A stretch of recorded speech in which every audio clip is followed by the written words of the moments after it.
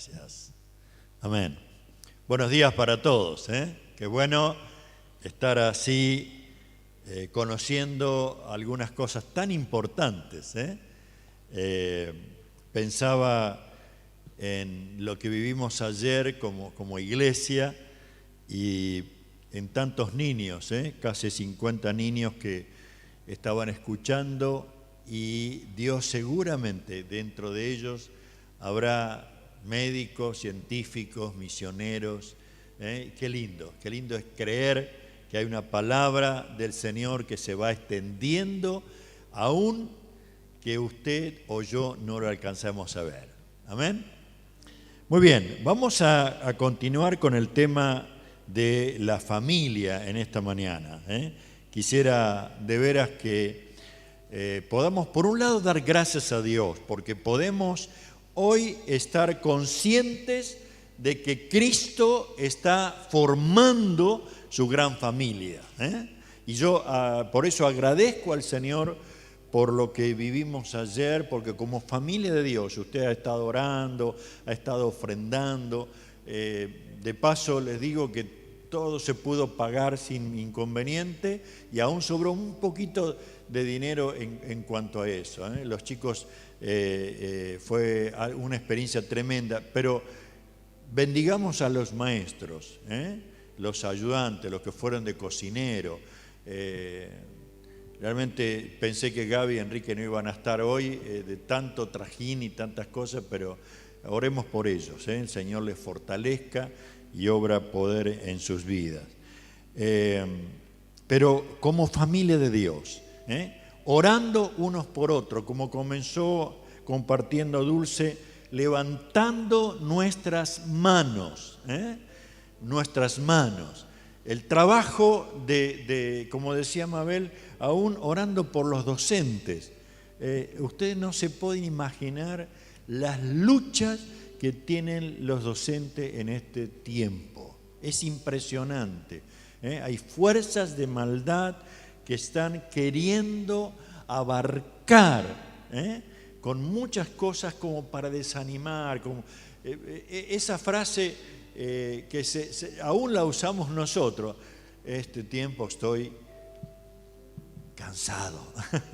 Que el Señor nos anime, nos fortalece con su Espíritu Santo. Hoy en cuanto a la familia quisiera hablar un poquito sobre las relaciones que son saludables, pero también las que no son saludables en la familia, ¿sí? He conocido en estas semanas de 3 casos muy similares, pero me voy a referir a uno en particular. Esto salió la noticia no ayer, sino el sábado pasado. En la mañana, señor Osvaldo González fue apresado. Fue apresado como un sospechoso de la muerte de su abuela, una anciana de 78 años que recibió tan solo 100 puñaladas en su cuerpo y por lo tanto falleció. Un periodista que se entrevistó con una de las tías, esta le compartió: mire, mi sobrino tenía algunos problemas psiquiátricos, estaba siendo medicado, pero empezó a ir a una secta que le prohibían tomar medicamentos. Y esto, dice, yo creo que tuvo mucho que ver en este problema. Pero hermanos, uno ve cosas como esta y se da cuenta que no nació ese día. Esto se viene transitando, caminando una relación que no fue saludable, que no es, y explota y nos lleva a que todo nuestro ser comienza a sentir el impacto de alguien que sufre una cosa como esta. Pero quiero que podamos mirar por un lado en la palabra de Dios y por otro lado ver, reflexionar, comenzar a abrir nuestros ojos en cuanto a las relaciones que son saludables y las que no son saludables, que en algunos lugares se les llaman relaciones tóxicas porque hacen que como personas dejemos de ser una familia conforme a la voluntad de Dios y nos introduzcamos en un camino que, como dice la palabra de Dios, hay caminos que parecen derechos, pero su fin son caminos de muerte. Cuando en Génesis capítulo 27 hay una familia de Isaac que comienza mucho antes del capítulo 25, pero que de pronto este matrimonio tienen mellizos. Uno muy pelirrojo, lleno su cuerpo de cabello y vellos, y el otro un poco más disminuido en su cuerpo y dice que eran muy diferentes aún en el carácter. Uno le gustaba salir de casa en la aventura, traerle a su padre de lo que cazaba y prepararle una buena comida, y el otro era de entrecasa, le gustaban más bien las cosas de la casa, y aún los papás en esta relación que no era muy buena no ayudaban. Isaac prefería ¿a quién? A Esaú. Le traían buenos platos, una buena comida, sabía que era un hombre rudo, y la mamá prefería a Jacob, de entrecasa, estaban con ella, y esa relación no era buena, y a la vez se presenta una oportunidad para Jacob, porque el mayor era su hermano. Y de pronto llega su hermano del campo de cazar, no había cazado nada, cansado, y siente un olorcito. ¿Vieron cuando usted entra en la cocina? Hay un guiso preparándose, ese aroma que comienza a salir y todo el sistema digestivo empieza a producir hasta saliva en la boca. Bueno, parece que en el caso de Esaú pasó así. Y Jacob le dijo, bueno, yo te voy a dar un plato, pero primero me tenés que entregar el derecho de ser el primero entre nosotros dos. Esaú dice que ni le interesó eso. Lo que él quería era satisfacer su estómago. Así que dijo, sí, no hay problema, venga el plato. Y de esa manera, esa relación comenzó a hacerse cada vez más tirante. ¿Por qué? Porque las oportunidades que se presentaban, Jacob las aprovechaba para su propia persona. Y más tarde, pasan los días, la mamá escucha una conversación de Esaú con Isaac, su esposo. Isaac le dice, mira, hagamos una cosa, ve al campo, caza un animal, prepárame un guisado, tráemelo y yo quiero darte la bendición de hijo mayor. ¿Se imaginan que Esaú se sintió totalmente privilegiado? Pero la mamá que escuchó esa conversación fue a Jacob y lo preparó con engaño para que Isaac lo bendijera a él. O sea, cuando uno ve que una relación de familia no es saludable, comienzan a sucederse situaciones que no ayudan para nada. Al contrario, comienzan a producirse una separación entre unos y otros. ¿Sabe lo que sucedió con Jacob? Se tuvo que ir de la casa y por más de 20 años no participó de la familia. Y no quiero hacer todos los detalles como para que nosotros podamos descubrir que aunque Jacob conocía a Dios, hizo un pacto con Él, pero él tuvo que vivir muchísimas experiencias negativas en su propia vida. Lo que, hasta podríamos decir, lo que la Biblia dice, todo lo que el hombre siembra, también cosecha. También sucedió con Jacob. Ahora,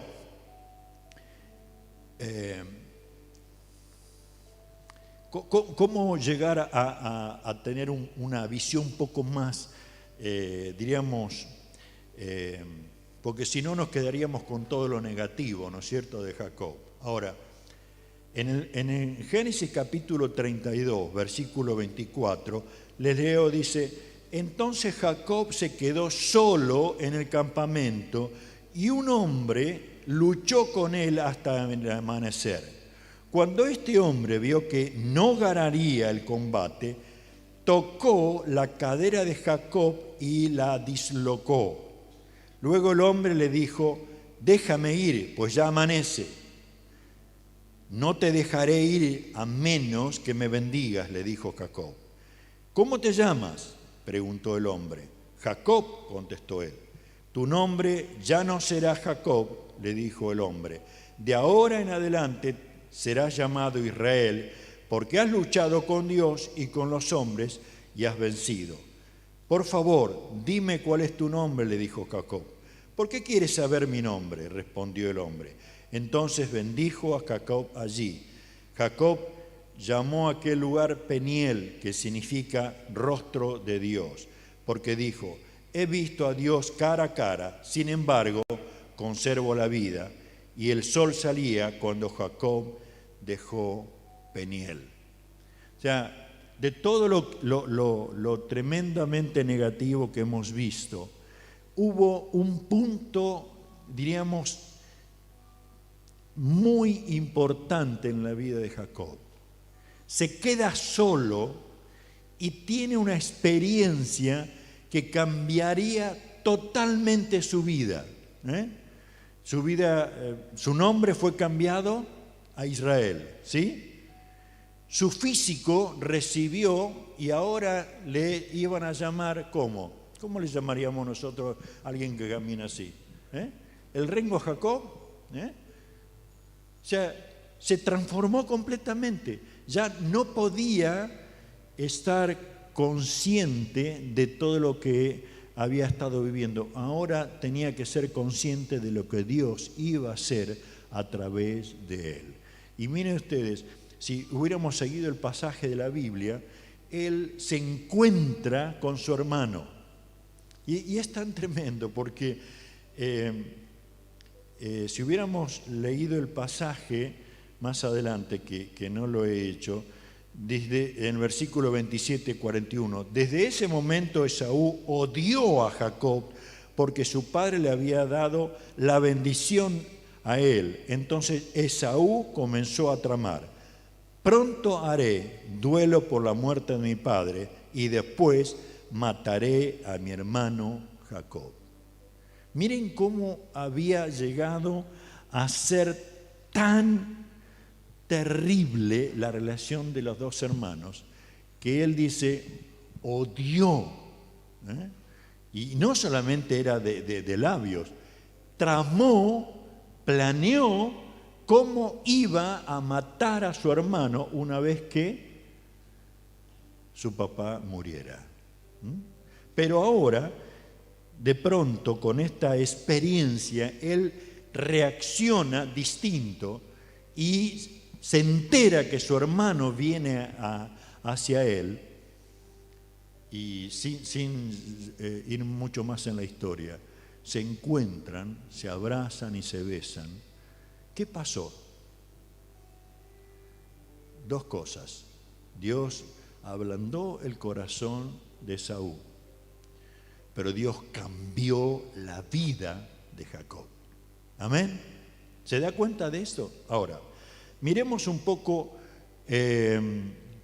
cuándo comenzamos a tener una mala relación o una relación que no es saludable. En primer lugar, quiero que anotemos algunos ítems que me parecen muy importantes. Cuando hay un control de la vida del otro, cuando se quiere controlar al otro, sea un hermano, sea el papá, o sea el esposo o la esposa, cuando en una familia uno de la familia quiere tomar el control de la vida del otro. No estoy hablando de límites, es necesario que en la familia haya límites, pero control es otra cosa. ¿Sí? ¿Lo tienen claro? ¿Está bien? Ahora, en segundo lugar, cuando una persona manipula a la otra, ¿en qué cosas?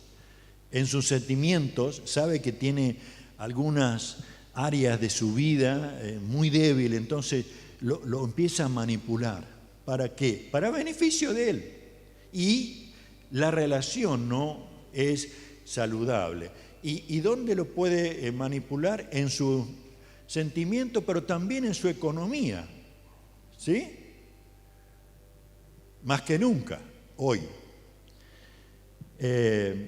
Pero también lo manipula no dándole espacio para que sus habilidades, aún los dones que tenga en la iglesia, puedan ser y puedan tener esa tranquilidad. Bueno, esto es, cuando hablo de espacio, usted se da cuenta que sus hijos van creciendo y necesitan espacios para desarrollarse.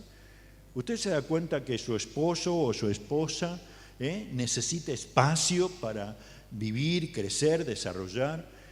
Los hermanos se dan cuenta que cada uno necesita espacio. A lo mejor algunos de nosotros mayores podemos tener la idea que no, pero en nuestro caso éramos 5 y teníamos una habitación de 3x2. Y ahí dormíamos todos apilados. ¿Era bueno eso? ¿Es bueno eso hoy? Sabemos que no. Pero hay cierta manipulación que se va haciendo en cuanto a este tipo de cosas, como por ejemplo se manipula aún queriendo que la otra persona rompa sus propios valores. Y eso es impresionante. ¿Cuántas veces nosotros tenemos en la familia algunas de las personas de la familia que no pertenece a Cristo? Y trata de manipularnos para que nosotros rompamos principios y mandamientos y valores que la Biblia nos está dando. Y aún creemos, bueno, pero si no va a pensar que soy un extraño. Hermano, ya es un extraño para el mundo, ya es un extraño para aquellos que no quieren seguir a Cristo, pero necesitamos más que nunca darnos cuenta de cada una de estas cosas. ¿Cuándo una relación no es saludable? Cuando hay golpes, hay maltrato, hay agresiones, hay desprecio. No es saludable una relación. Y quizás uno puede decir, bueno, como me pasaba a mí hace muchos años atrás. No, pero la Biblia dice, someteos unos a otros. Y es cierto, no niego lo que la Biblia dice, pero hay límites. ¿Está bien? Más que nunca, cuando hay una relación de golpes, de gritería, de menosprecio, pongan límites. No es necesario llegar a vivir una constante de una relación que no es saludable. ¿Amén? Ahora, ¿cuándo comienza a producirse esto? Y ahí cada uno de nosotros va a tener que analizar. Por supuesto, no vamos a encontrar nunca una porción de la Biblia que avale, que nos diga, bueno, es necesario vivir así.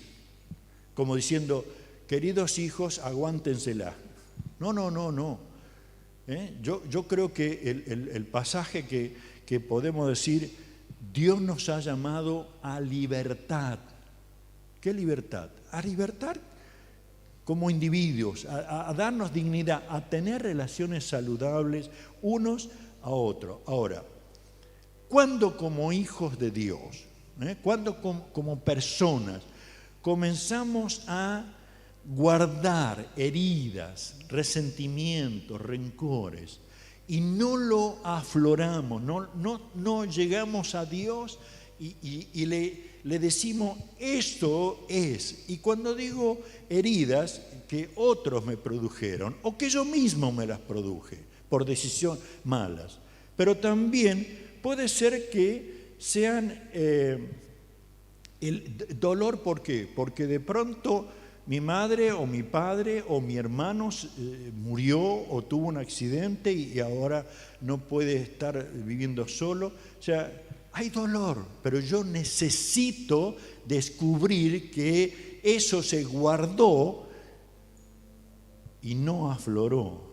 Y soy un hijo de Dios, sí, las cosas viejas pasaron, sí, pero yo necesito renunciar a ese dolor exponiéndolo al Señor, porque Él en la cruz llevó nuestros dolores. Amén.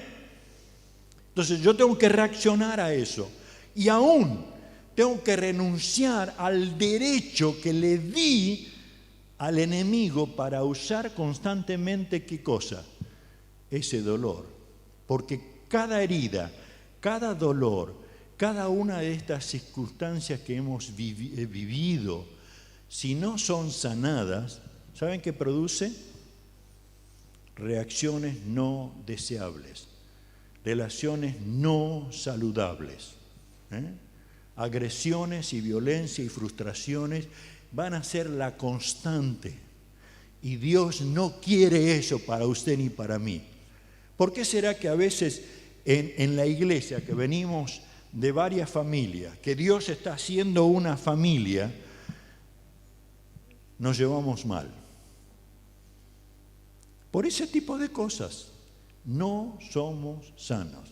¿Vieron cuando alguien dice, bueno, quiero formar una familia, la vi, los ojos me enloqueció, estoy sumamente enamorado, y parecería que todo el mundo hace estrellitas, sin darnos cuenta que todavía no estamos sanos ni preparados para enfrentar una relación de familia que va a ser una relación saludable. ¿Me entiende lo que digo?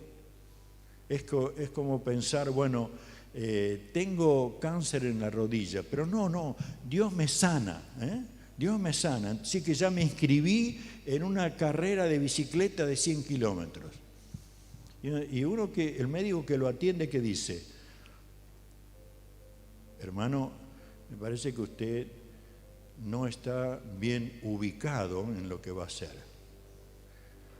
Veamos cómo hacemos el proceso de sanidad de ese cáncer y después sí, haga esos 100 kilómetros. ¿Se da cuenta lo que quiero decir? Entonces, hay cosas que tenemos que tener muy en claro. Tenemos que sanar nuestra alma. Nuestro espíritu ha sido regenerado por el Espíritu Santo. Hemos tenido viva. Hay una relación fluida con el Señor por medio del Espíritu Santo. Pero mi alma tiene que ser sana por el poder del Señor. El enemigo está trabajando más que nunca en enfermedad en este tiempo. Nosotros lo estamos viviendo. Y trata por todos los medios de sacarnos de la meta que es Jesucristo, y lo que Él quiere hacer con cada uno de nosotros. Pero qué lindo es saber que la victoria ha sido hecha. Yo tengo que empezar más que nunca en el proceso de sanidad completa que comienza en mi alma. Yo tengo que creerle al Señor que va a usar médicos, va a usar hermanos, va a usar elementos de su palabra para producir sanidad y que sea completa. Amén. Descubre esto, porque anotaba al escuchar a un hermano dos tipos de personas. las que constantemente agreden para producir malas relaciones y los que toman la actitud de víctima y aguantan, y aguantan. Y vieron, hay un pasaje en la Biblia que dice, soportaos unos a otros, ¿sí? Pero podemos soportar, sí, pero no con una actitud de víctima, ¿sí? Sino poniendo límites donde hay que poner, ¿eh? Y seguir adelante. Lo tercero, y con esto quiero terminar. ¿Cómo salimos de todo esto? ¿Cómo salimos de una mala relación? ¿Cómo entramos en ese camino y en ese proceso de una relación saludable? Nos miramos y decimos, te perdono, sí, no pasa nada. Así es la cosa, no es mucho más profunda.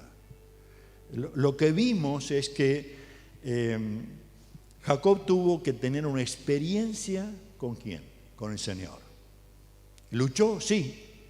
Y yo me hubiera gustado que el que escribió esta historia hubiera podido poner qué sucedió en esa lucha, qué significó, cuál fue la conversación, cuáles fueron los motivos. No explica nada.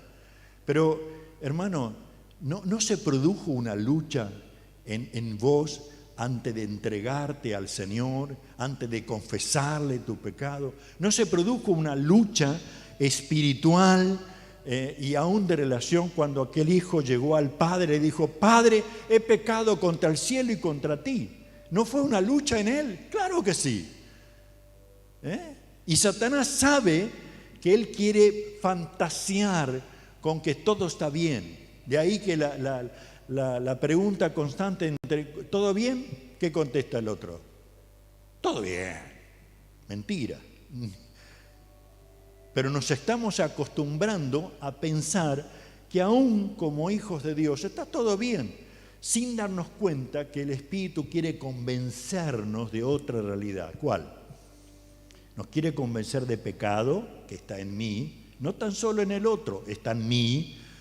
Me quiere convencer de que yo viva una vida conforme a la voluntad del Señor y me quiere convencer de que Satanás ha sido vencido y deje de culparlo por cosas que yo tengo que hacer. Comencemos a reaccionar como iglesia. No tenemos lucha, dice la palabra de Dios, contra carne y sangre, sino contra potestades, contra hueste de las tinieblas, y contra ellos, usted y yo, nosotros como iglesia, le ponemos límites. ¿Está bien? Usted y yo necesitamos aún como iglesia en estos días ponerle límites a Satanás. Si no, uno como que entra en esta de que y bueno, oremos, está enfermo. Bueno, oremos, está... No, es cierto que está, no lo vamos a negar. Pero, ¿qué tal si nos ponemos como Aarón y Hur, uno de cada lado, y levantamos los brazos para que la victoria sea nuestra como iglesia? ¿Me entiende lo que digo? Necesito leerles el pasaje de Efesios capítulo 4, versículo 22 al 32. Son 10 versículos, pero miren lo que el Espíritu Santo está marcando a la iglesia de Éfeso en el capítulo 4, versículo 22. Ya que han oído sobre Jesús y han conocido la verdad que procede de él, desháganse de su vieja naturaleza pecaminosa y de su antigua manera de vivir, que está corrompida por la sensualidad y el engaño. En cambio, dejen que el Espíritu les renueve los pensamientos, las actitudes, y pónganse la nueva naturaleza, creada para ser a la semejanza de Dios, quien es verdaderamente justo y santo. Así que dejen de decir mentiras. Digamos siempre la verdad a todos, porque nosotros somos miembros de un mismo cuerpo. Además, no pequen al dejar que el enojo los controle. No permitan que el sol se ponga mientras sigan enojados, porque el enojo da lugar al diablo. Si eres ladrón, deja de robar. En cambio, usa tus manos en un buen trabajo digno y luego comparte generosamente con los que tienen necesidad. No empleen un lenguaje grosero ni ofensivo. Que todo lo que digan sea bueno y útil, a fin que sus palabras resulten de estímulos para quienes los oigan. No entristezcan al Espíritu Santo de Dios con la forma en que viven. Recuerden que Él los identificó como suyos, así que les ha garantizado que serán salvos el día de la redención. Líbrense de toda amargura, furia, enojo, palabras ásperas, calumnia, toda clase de mala conducta. Por el contrario, sean amables unos con otros, sean de buen corazón y perdónense unos a otros, tal como Dios los ha perdonado por medio de Cristo Jesús. ¿Qué es lo que más resalta de todo este pasaje en la Biblia? ¿Usted se dio cuenta? Es nuestra responsabilidad a lo que nos pasa. ¿Quién se tiene que deshacer de la vieja naturaleza? Yo. ¿Quién no tiene que ser grosero ni maledicencia? Yo. ¿Quién tiene que dejar de robar y de mentir? Yo. Uno puede decir, Señor, ayúdame a que no mienta. Bueno, primero tenga una actitud. Señor, haz que no agarre el palo de amasar para darle a él. ¿Qué tal si de pronto comenzamos a tomar esa actitud? Señor, he pecado contra ti. He pecado contra ti. La palabra de Dios me dice, si confesamos nuestros pecados, Él es fiel y justo para perdonar y limpiar. Yo lo creo. Y comienzo a renovar mi manera de pensar, que se renueva mi manera de actuar, que se renueva mis actitudes, que se renueva mi manera de ser íntegramente. Y entonces comienza a producirse relaciones saludables. No lo hago porque me lo dijo el pastor, no lo hago porque soy parte de una religión, no lo hago porque, bueno, yo creo en Dios. ¿Sabe qué? La Biblia nos dice que los demonios también creen y tiemblan, pero no hacen lo que Dios quiere. Y qué hermoso es que como hijos de Dios nosotros sepamos que necesitamos un impacto en la experiencia espiritual con el Señor, para que entonces deje de ser una religión, deje de ser una buena conducta, deje de pensar en que bueno, después con el Señor voy a estar bien, porque la verdad es que si no aprendo a tener una buena relación saludable ahora, con mi hermano, con mi familia, difícilmente pueda llegar a tener una buena relación con el Señor. Difícilmente. Porque las dos van de la mano. ¿Qué hago con las heridas y con los dolores? Llévelo al Señor. Y es posible que usted, o como hemos tenido en algún tiempo nosotros o yo, necesitamos ayuda. alguien que nos ayude a empezar en un proceso de sanidad completa. Es posible, pero no se permita vivir con el dolor crónico, con la enfermedad crónica, con las heridas crónicas. Resista en el nombre del Señor, busque salida, porque si tuviéramos que pedirle, perdóneme, Kelly, ¿no? Pero si teníamos que pedir a Kelly que nos contara cuál fue la dificultad más grande que vivió con un adicto, va a decir la mentira, ¿sí? Pero no, ya, esto lo tengo controlado, no, esto no pasa nada, no, y el giro, y estar siempre en el mismo lugar. Buena persona, sí, buena persona. Pero hermanos, Dios no quiere buenos hijos.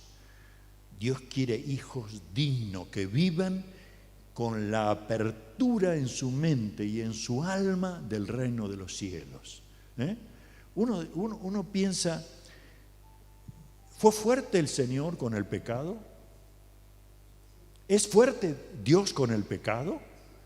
Miren cómo fue fuerte Dios con el pecado, que según la Biblia a su propio Hijo lo llevó a la cruz para terminar ¿con quién? Con el pecado.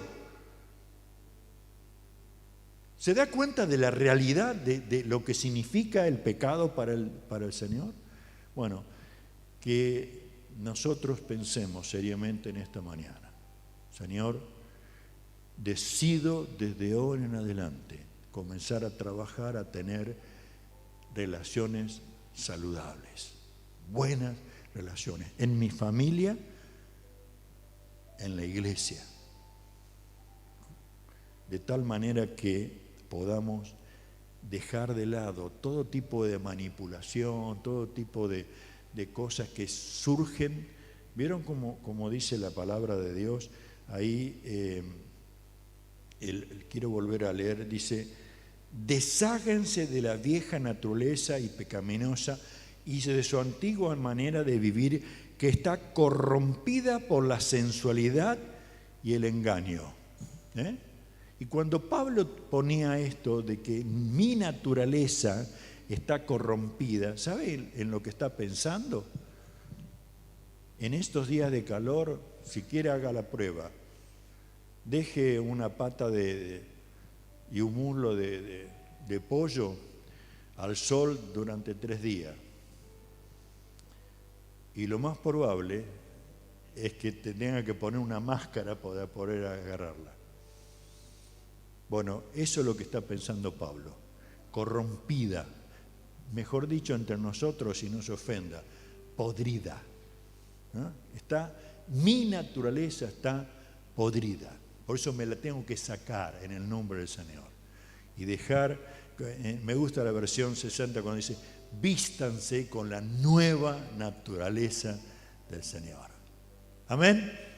Pongámonos de pie, vamos a orar, vamos a clamar para que todo esto que nos dice el Señor, y le vuelvo a decir, trate de meterse en estos días en Efesios capítulo 4, versículo de los que leímos, se me escapó ahora, 22 en adelante al 42, y disfrútelo, disfrútelo.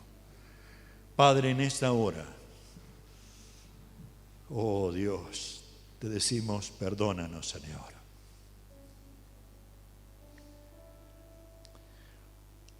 Muchos de nosotros no hemos acudido a ti con nuestros dolores y con nuestras enfermedades,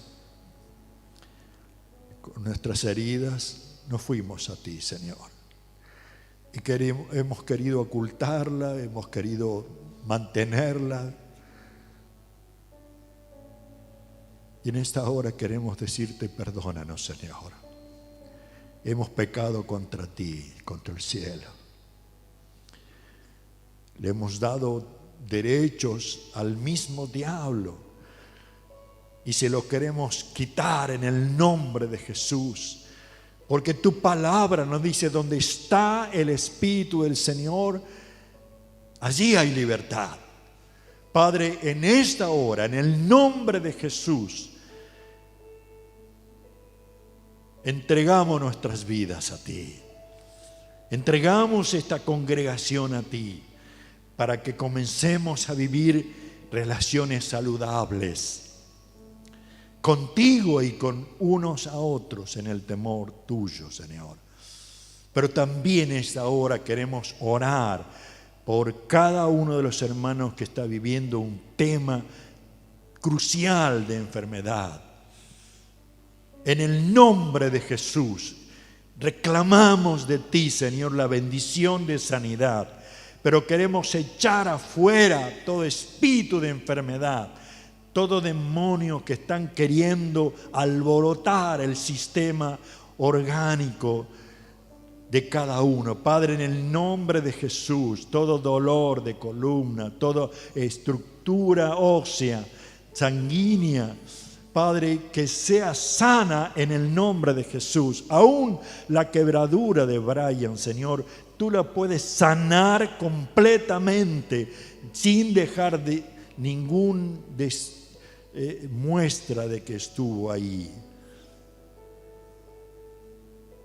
Pero sí, Señor, admitimos que tenemos que entrar en un proceso de sanidad nosotros, y que nos va a llevar tiempo, pero tú nos dices claramente que en ese tiempo, en ese proceso, tú te comprometiste a estar con nosotros en cada instante de nuestra vida, y levantas esa bandera de amor en nuestras vidas que nos indica que ante todas las cosas somos más que vencedores. Señor, que tu bendición sea sobre cada uno de los que nos escuchan, los que nos ven, sobre cada uno de los que están en este lugar. Esa bendición que enriquece, esa bendición que desecha toda tristeza. Señor, gracias, gracias, gracias por hablar a nuestras vidas. Gracias por tu gran amor. Gracias, Señor. Oramos y lo hacemos en el nombre del Señor Jesús. Amén, Señor. Amén, Señor.